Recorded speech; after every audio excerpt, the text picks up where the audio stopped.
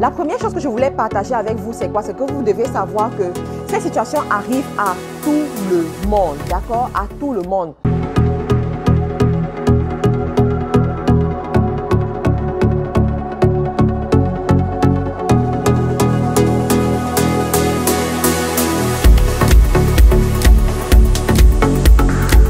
Dernièrement, je regardais dans les journaux en faisant mes courses les grands titres. Et parmi les grands titres, on parlait de la dépression post-natale de Meghan.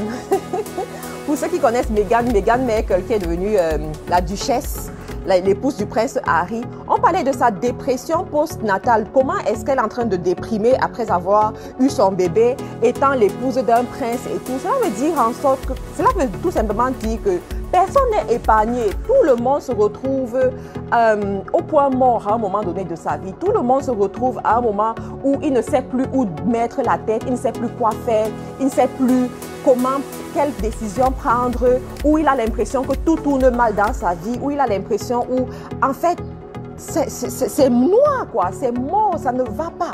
Donc, tout le monde rencontre ces situations. Moi-même qui vous parle, j'ai rencontré ces situations à un moment de ma vie. Chaque jour même, j'ai l'opportunité d'expérimenter ça, mais j'ai appris à prendre une certaine attitude. J'ai appris à développer certaines clés qui me permettent d'être un peu à l'abri de ces choses-là. Et c'est ces clés que j'aimerais partager avec vous aujourd'hui. Il y en a parmi vous qui avez lu le livre de Napoléon Hill. Vraiment, mon but, vraiment, c'est quand je prends la décision de venir sur les réseaux sociaux, c'est de vraiment éduquer les gens de telle sorte qu'après ma vidéo, ils restent avec un bon contenu. Donc, il y a beaucoup d'entre vous qui avez lu le livre de Napoléon Hill, Réfléchissez et devenez riche. Moi aussi, je l'ai lu et ce sont des livres comme ça, il y a des classiques comme ça que je lis régulièrement, peut-être après chaque 6 mois, après 3 mois, après 4 mois. Il y a Napoléon Hill que je lis, il y a Père riche, Père pauvre de ce monsieur-là, j'ai oublié son nom, ça ne me vient pas directement, que je lis aussi. Il y a d'autres livres comme ça que je lis souvent, mais aujourd'hui, je vais vous parler un peu de Napoléon Hill. Il y a une phrase qu'il a dit dans son livre qui m'a beaucoup intéressée. Il dit, vous êtes le maître de votre vie. C'est vous qui décidez de ce qui va vous arriver. C'est vous qui décidez du futur que vous voulez créer. Il y a d'autres personnes qui disent souvent que le futur ne doit pas vous surprendre parce que vous-même, vous devez l'avoir créé. Vous-même, vous devez l'avoir imaginé et ensuite mettre sur pied. Alors, avant d'aller plus loin, nous allons rentrer dans la définition des termes pour que nous puissions bien comprendre, pour que ceux qui sont là puissent s'identifier. Si jamais vous êtes dans la situation de peur, vous puissiez comprendre c'est quoi la peur. Vous êtes dans l'échec, vous puissiez comprendre c'est quoi l'échec. En fait, pour que chacun puisse comprendre, afin de pouvoir se positionner pour résoudre ces problèmes-là de lui-même. Parce que la meilleure solution, c'est quoi? C'est qu'on te montre le chemin et que toi-même, tu puisses utiliser les clés qu'on t'a montrées pour trouver ta solution. La première des choses, je vais commencer par quoi? Par le stress, d'accord? En France, on dit quoi? Plus de 60% de la population française vit sous les antidépresseurs. Donc, parmi ceux qui sont dans la population française prennent les antidépresseurs. Et ce n'est pas seulement le cas de la France, c'est le cas de plusieurs pays européens et même de certains pays africains aujourd'hui. Cela veut dire que le problème est vraiment crucial, d'accord? Donc, le stress, c'est quoi? C'est la situation à une réponse, c'est la pression selon la perception qu'on a d'une chose. Écoute, je vais te dire quelque chose aujourd'hui. Si tu as l'habitude de dire « je suis stressé et tout », j'aimerais t'informer que le stress, c'est la réponse que tu as à une situation et elle dépend intimement de la perception que tu te fais. Dernièrement, à la conférence de Montréal, il y a une des oratrices qui a dit que elle a fait une anecdote qui vraiment ça nous a fait tous rire. Elle a dit « Des fois, Dieu laisse certaines femmes en vie pour voir quelle sera la fin des films qu'elles se sont faites dans leur tête. » Donc, tellement les femmes font les films dans leur tête, elles imaginent des situations, des scripts, des trucs et tout, que Dieu les laisse en vie pour voir comment est-ce que le film va finir dans leur tête. Et effectivement, quand tu es quelqu'un qui te fait beaucoup de films, quelqu'un qui a une imagination trop poussée, mais dans le mauvais sens. Tu seras toujours dans le stress parce que ton imagination t'amène à avoir une certaine perception des situations qui t'arrivent et de cette perception-là, ça influence tes hormones, ça influence ton état de santé. Et c'est la raison pour laquelle vous allez voir quelqu'un lorsqu'il a un stade de stress très avancé, il a peur de tout ce qui lui arrive. Il suffit que quelqu'un lui envoie une invitation sur Facebook, une invitation d'amis sur Facebook, qu'il commence à s'alarmer. J'ai vu sur sa page que c'était quelqu'un qui était dans tel groupe et tout et tout. Non, est-ce que ce ne sont pas des gens qui sont en train de me chercher? Il suffit qu'on vienne frapper à sa porte pour qu'il ait vraiment peur. Est-ce que ce n'est pas la police qui est en train de me chercher? Je me rappelle qu'il y a 5 ans, j'ai fait telle chose. Je me rappelle qu'il y a 10 ans. En fait, il a tellement peur. Pourquoi? Parce qu'il a conçu des films dans sa tête. Il a eu des perceptions dans sa tête qui l'amènent à réagir d'une certaine façon. Pareil pour la peur. La peur, c'est quoi? C'est une émotion qui découle effectivement de ce qui t'arrive ou bien de la perception que tu te fais. Il y en a qui ont peur ici d'entreprendre. Oh, je veux entreprendre, mais j'ai peur. Je veux me lancer, mais j'ai peur. Moi, je te parle de lancer des business, d'entreprendre, d'investir, d'épargner. Si je me lance effectivement et que ça ne marche pas, qu'est-ce que je vais devenir? Oh, j'aurais investi de l'argent et ça n'aura pas marché. Oui, effectivement, j'ai vu telle personne qui s'est lancée dans le e-commerce et ça n'a pas marché. Elle ne faisait pas les ventes. J'ai effectivement vu telle personne qui s'est lancée dans le business de la cosmétique, mais les gens ont refusé ses produits. Les gens n'ont pas voulu acheter ses produits. Donc, en fait, tu te fais toutes ces idées qui créent en toi de la peur, dépendamment de quoi? De ta perception de la situation, de ta façon de lire en fait la situation et du coup ça te bloque. Nous allons aller sur l'autre cas, c'est quoi? C'est la maladie.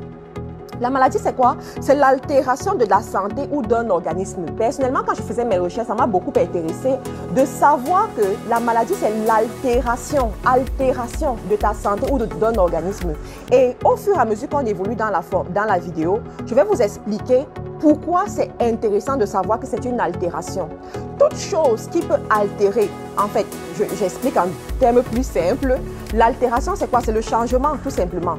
Toute chose qui peut changer, toute chose qui peut se modifier, toute chose qui peut altérer, désolé avec les bruits les bruits de la rue, toute chose qui peut changer, c'est une chose en fait où tu peux avoir le pouvoir. Écoute bien ce que je vais te dire parce qu'il y a beaucoup de gens, vous serez délivrés, vous serez délivrés aujourd'hui.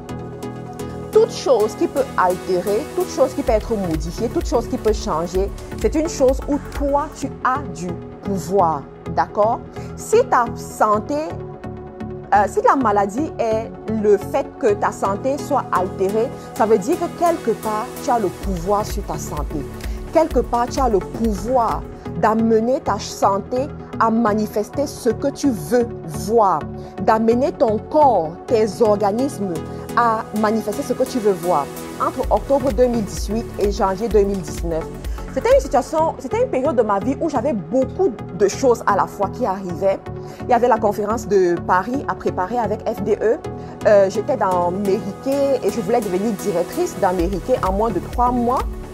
Donc, je suis rentrée en DIQ et il fallait que je puisse être directrice en moins de 3 mois, donc en 2 mois, pour aller au Cameroun en décembre me marier, d'accord? Et je retournais au Cameroun après avoir passé plus de 3 ans et demi hors du pays. Et vraiment, c'était une situation, écoutez, très émotionnelle qu'il fallait préparer. Il y avait beaucoup de choses à prendre en considération. Et dans cette période-là, il y avait beaucoup de choses qui se passaient. Il y avait beaucoup d'attaques ou bien beaucoup d'événements qui concouraient. Et ces attaques, ces choses-là ne me faisaient pas toujours du bien, d'accord? Et je suis tombée sur un livre sur Amazon parce que je lis beaucoup. Personnellement, je ne suis pas quelqu'un qui va prendre des livres et lire comme ça à la main, mais j'écoute beaucoup. J'ai vraiment développé mon sens de l'audio de telle sorte que je peux écouter quelque chose une fois et je l'utilise vraiment pour changer ma vie. Je l'utilise pour créer de la richesse. Je l'utilise pour faire des choses extraordinaires. Je ne suis pas quelqu'un... Il y en a qui me disent souvent, qui travaillent avec moi, que tu as quelque chose de particulier, tu apprends très vite. Et tu utilises ce que tu apprends rapidement pour changer ta vie. Donc ça, c'est ma particularité. Mais je ne suis pas arrivée comme... Je ne suis pas née comme ça. J'ai développé ça. Vous voyez? C'est pour ça que je parle un peu de ça avec vous. Donc, à cette période-là, je cherchais justement un livre audio sur Amazon qui allait m'aider à faire prospérer mon âme. D'accord? Pourquoi? Parce que j'ai compris que tu prospères comme prospère l'état de ton âme. S'il te plaît, écoute très bien cette partie parce que ça va vraiment t'aider. Donc, avec tout cet engouement, cette panoplie de choses, à un moment on disait, est-ce qu'on va repousser le mariage? Oui, peut-être qu'il faut repousser le mariage parce que, est-ce que on ne va pas changer la ville où on va faire le mariage? Quel est l'endroit où en fait, il y avait tout ça. Et dans le plan professionnel aussi, j'avais certains impératifs à atteindre. Je voulais devenir directrice méritée. En fait, j'avais toutes ces situations qui m'engoubèrent et tout. Et des fois, je sentais comme la dépression. Des fois, je sentais comme mon corps ne se sent pas bien. Je me sens fatiguée, je me sens malade. Je sentais souvent ça. Et ça vous arrive souvent, d'accord? Ça nous arrive en tant que parents, ça nous arrive en tant que travailleurs, ça nous arrive en tant que chef d'entreprise. Ça nous arrive à nous tous, d'accord? Donc, pendant cette période-là, j'avais besoin d'entendre quelque chose de différent. J'avais besoin de me ressourcer quelque part. Donc, me voilà, je vais sur Amazon et je cherche un livre. Je cherche un livre qui va m'aider et je tombe sur ce livre qui parle de comment atteindre la liberté financière, devenir riche sur le plan financier, sur le plan de la santé, sur le plan des relations, à travers la compréhension d'un indice. Juste, c'était ça quoi. Je vous explique un peu. Bon, le titre, c'est peut-être différent. Je suis en train de paraphraser le titre, mais je pourrais vous donner ça à certaines personnes si elles sont intéressées. Donc, je prends le livre. Sur Amazon, tu as la possibilité d'écouter peut-être deux minutes du livre pour te faire une idée. Donc, je tombe sur ce livre, je lis, je prends les 2 minutes et je me dis, je veux savoir de quoi est-ce qu'il parle ici. Quel est cet élément que si tu réussis à dompter dans ta vie, tu vas réussir à expérimenter le succès sur tes finances, sur ta santé, sur les domaines de ta vie en fait, où tu veux voir la transformation. Je commence à lire le livre et je me rends compte que plus je lis le livre, plus effectivement, j'ai les résultats dans mon entreprise. J'ai les résultats dans mon parcours pour devenir directrice méritée. Donc, quand je prends ce livre, je commence à le suivre en 3 jours, 4 jours, je me rends compte effectivement qu'il y a des transformations. Plus rapidement, je réussis à inscrire les gens dans mon équipe. L'équipe grandit, les femmes sont motivées, les femmes passent leurs commandes, les femmes réussissent à vendre. Moi aussi, je vois comment en fait les choses sont en train de réussir. Mais il se trouve qu'à un moment du parcours, j'ai eu comme une attaque, vraiment une grosse attaque. Une grosse attaque qui aurait pu me faire tout abandonner. Donc, cette attaque voulait me faire vraiment tout abandonner. Je suis rentrée dans un questionnement. Pourquoi je vis ça? Qui me veut du mal? Qui veut que j'échoue? Qui est en train de me lancer les pierres? Qui est en train de m'attaquer dans le spirituel? En fait, j'avais tout ça et ça m'affaiblissait, d'accord? Et dans ce livre-là, justement, il y avait certaines clés que j'ai appliquées. L'une des clés, c'était quoi? C'était de savoir se raconter son histoire personnelle, de savoir effectivement ce que tu veux et de raconter cette histoire comme ce que tu veux. Alors, par rapport à ce que je vivais, par rapport aux attaques que je recevais, j'ai décidé, je ne vais pas me mettre à raconter à mes proches ce que je vis exactement comme ça, mais je vais raconter ce que je veux voir arriver. Je veux raconter que je suis une épouse, je veux raconter que je suis une directrice méritée, je veux raconter que je fais tel chiffre d'affaires à la fin du mois. Je veux raconter ça. C'est ça l'histoire que je veux faire sortir. Vous-même, vous pouvez arriver à la situation que vous voulez. Vous pouvez arriver à matérialiser cette vie que vous voulez voir. Mon objectif, lorsque je viens ici sur les réseaux sociaux, lorsque je parle à ma communauté, c'est parce que je veux voir des femmes et des hommes qui prospèrent. Je veux voir cette génération africaine qui se lève pour changer les choses. Je veux voir ces hommes et ces femmes qui sont conscients de leur destin et qui savent que le changement passera par eux. Je veux voir ces gens qui décident d'aller vers le leadership. Le leadership, ce n'est pas seulement de devenir président de la République ou de devenir député ou bien de devenir je ne sais pas quoi. Le leadership, c'est de savoir que je peux prendre la main de quelqu'un et conduire cette personne vers sa terre promise. Je veux voir cette génération consciente qui se lève. Je veux voir vraiment ces hommes et ces femmes qui savent qu'elles ne vivent pas, ou bien ils ne vivent pas seulement pour eux, mais qu'ils ont plus à donner. Et que cette génération attend leur révélation. Je veux vraiment voir des gens comme ça se lever, d'accord? De plus en plus, je pousse mes recherches vers l'entrepreneuriat structurel, d'accord? Qui transforme les nations. Et je me suis rendu compte que nos peuples, nos voisins, prenons le cas du Nigeria, le cas de l'Afrique du Sud, qui est en train de monter en puissance, le cas du Maroc, qui vraiment, lorsqu'on compte les pays et tout, on a l'Afrique du Sud, le Nigeria, l'Égypte, le Maroc, qui sont en train de monter vraiment en puissance. Ce sont des gens, ce sont des peuples qui ont compris que leur destin ne tenait qu'entre leurs mains. Je veux que nous puissions sortir du suivisme. Je fais parce que tel a fait. Je fais parce que non. Je veux que nous puissions comprendre que de toi-même, tu peux créer cette vie que tu aimes, qui te plaît, que tu recherches, cette vie à laquelle tu aspires, mais qui va également bénir d'autres personnes. Tu vois? Qui va également bénir d'autres personnes. J'aimerais que chacun d'entre nous ici présents, que nous puissions nous positionner comme ça. Vous savez, il y a beaucoup à faire, il y a beaucoup à construire. Mais pour construire ce que nous voulons voir, il faut adopter une certaine façon de faire. Vous savez, aux États-Unis, moi j'aime beaucoup être à Montréal, au Canada, parce que nous sommes en Amérique. Et la philosophie en Amérique, tout à l'heure j'écoutais un entrepreneur qui disait, il a déménagé de l'Europe pour venir en Amérique, précisément à Montréal, parce qu'il s'est rendu compte que la notion des aides, la notion de l'assistanat est vraiment réduite ici. On pousse plutôt les gens à réussir, à devenir self-made. Tu vois, self-made, le concept de self-made millionnaire, self-made billionnaire. C'est vraiment ça l'Amérique. Et moi, j'aime beaucoup ça parce que ça t'amène à aller hors de toi. Lorsque tu vas dans cette division, dans cette dimension, le stress, la maladie, la peur ne font plus partie de ton vocabulaire. Alors la première chose que tu vas apprendre, c'est quoi? C'est la prise de conscience. Tu dois premièrement prendre conscience de ton état, de la situation dans laquelle tu es.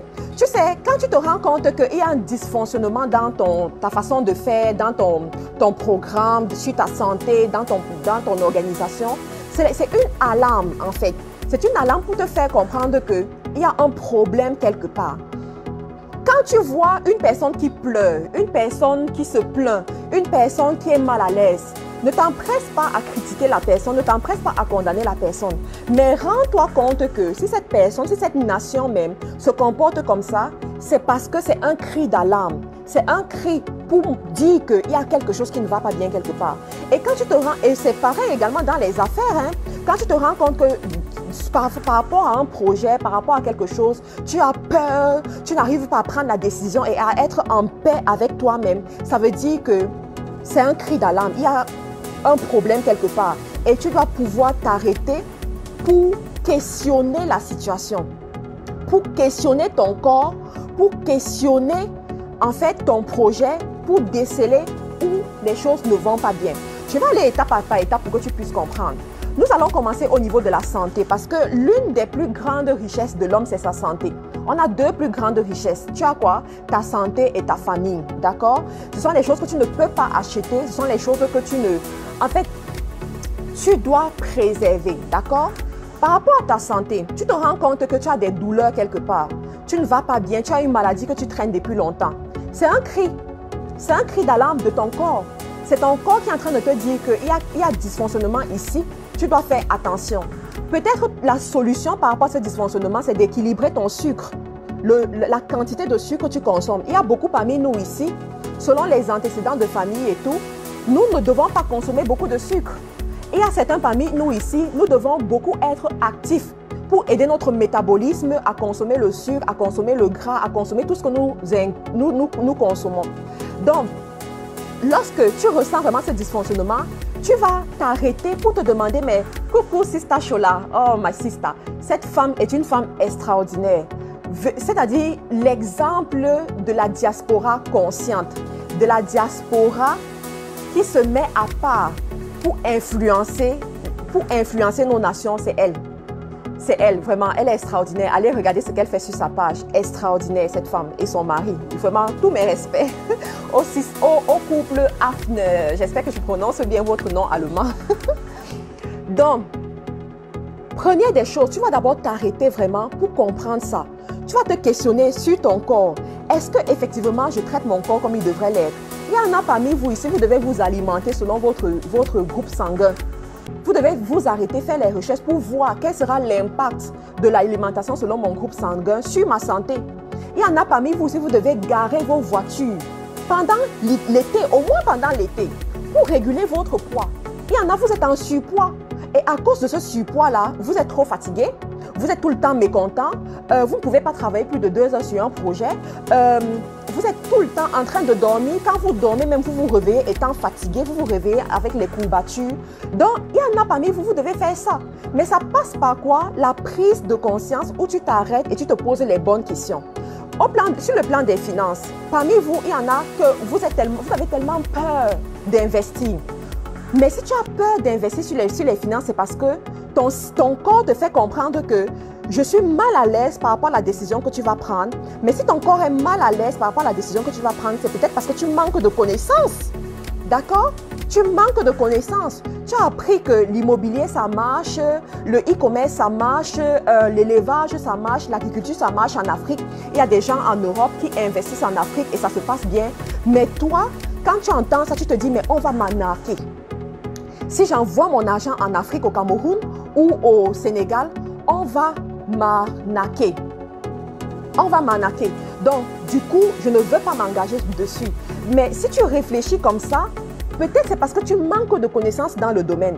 J'ai un de mes mentors qui m'avait dit que, écoute Matt, tu sais, ceux qui réussissent dans la vie, ce sont ceux-là qui appliquent des principes.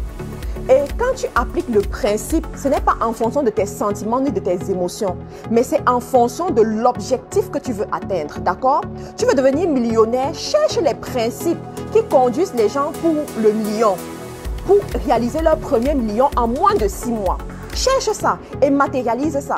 Il m'a dit, à chaque fois que tu ressens de l'inconfort dans une situation, à chaque fois que tu ressens la gêne à une situation dans laquelle tu es ou bien une décision que tu veux prendre, cela veut dire que tu manques de connaissances dans cette situation. Parce que si tu avais la connaissance, tu saurais d'office si c'est bon ou pas pour toi. Tu serais confortable à prendre la décision. Mais si tu n'es pas confortable à prendre la décision, cela veut dire que tu manques de connaissances. Donc, parmi vous, il y en a, vous n'avez pas investi jusqu'à aujourd'hui. On a commencé 2019. Nous voilà déjà bientôt à 2020 dans quelques mois. Mais vous n'avez pas investi quelque part. Vous n'avez aucune épargne quelque part. Si on te secoue, comme on dit souvent là, si on te secoue comme ça, on ne peut même pas avoir 2 000 € qui tombent. On ne peut même pas avoir 5 000 € qui tombent. Pourquoi? Parce que tu n'as pas appris à avoir la connaissance dans un domaine dans lequel tu veux t'investir. Pour ceux qui ont lu L'homme le plus riche de Babylone, vous savez, la connaissance, c'est vraiment ce qui va te distinguer. Pour ceux qui ont lu L'homme le plus riche de Babylone, dans L'homme le plus riche de Babylone, il te montre les principes pour l'investissement. Les principes pour quitter d'une personne pauvre vers une personne riche, mais vraiment la richesse qui se maintient. L'un de ces principes, c'est quoi? C'est la connaissance. Il te dit quoi? Tu ne peux pas investir dans un domaine où il te manque de la connaissance. Tu ne peux pas, tu vas échouer. Il y en a, vous avez investi dans l'immobilier et ça s'est mal passé. Vous êtes allé prendre des logements qui n'intéressent personne, des logements dans des terrains marécagés, des logements ou bien tellement vétustes que vraiment le prix de la rénovation, ça coûte la peau des fesses et vous n'avez pas pu tirer profit de ça. Et du coup, vous avez dit, l'immobilier, c'est pas bon pour moi. Il y en a aussi parmi vous, vous n'avez pas appris comment ça se passe pour fidéliser, par exemple, les clients dans votre entreprise ou alors amener, je prends toujours le cas de l'immobilier, amener les locataires sérieux à prendre vos logements. Mais du coup, vous vous êtes lancé juste comme ça. Tout ce qu'il me faut, c'est avoir une maison et mettre en location. Surtout en Afrique, on aime bien réfléchir comme ça. Tout ce qu'il me faut, c'est avoir une maison et puis la mettre en location. Maintenant, il y a toute une étude derrière, toute une étude sur le profil de ton locataire. Quel est le style de personne que tu vas prendre? Quels sont ses antécédents? Tu dois étudier tout cela avant de le prendre. Alors, tu vas te lancer, tu vas prendre quelqu'un qui va venir rester chez toi pendant 6 mois. Il ne paye pas son loyer. Et puis voilà, tu es dans les pertes. Pourquoi? Parce que tu as manqué de connaissances quelque part. Donc, je récapitule la première solution, la prise de conscience. La prise de conscience, tu vas déterminer où tu ressens de l'inconfort. Cela veut dire qu'effectivement, il y a une alarme quelque part, il y a un dysfonctionnement quelque part. Tu vas t'attarder pour essayer de comprendre d'où vient le dysfonctionnement. La deuxième solution, ou bien la deuxième astuce que je vais te présenter ici et qui va beaucoup t'aider, quelle que soit la situation dans laquelle tu es aujourd'hui, pour que tu puisses créer cet effet de levier qui va t'aider à réussir.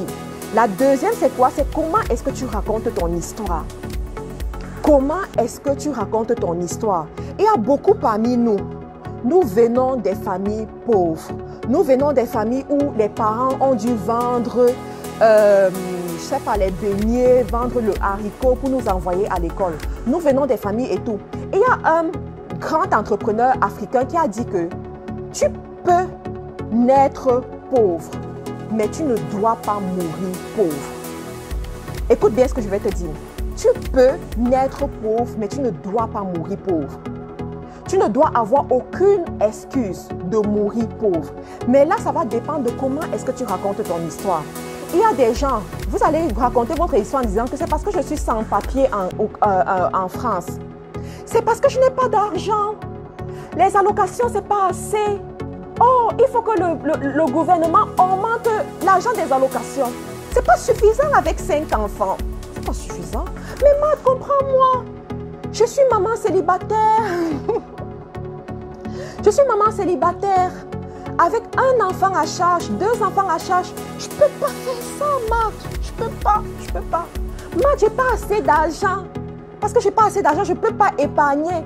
Ce que j'ai ne suffit même pas pour que je puisse me prendre en charge.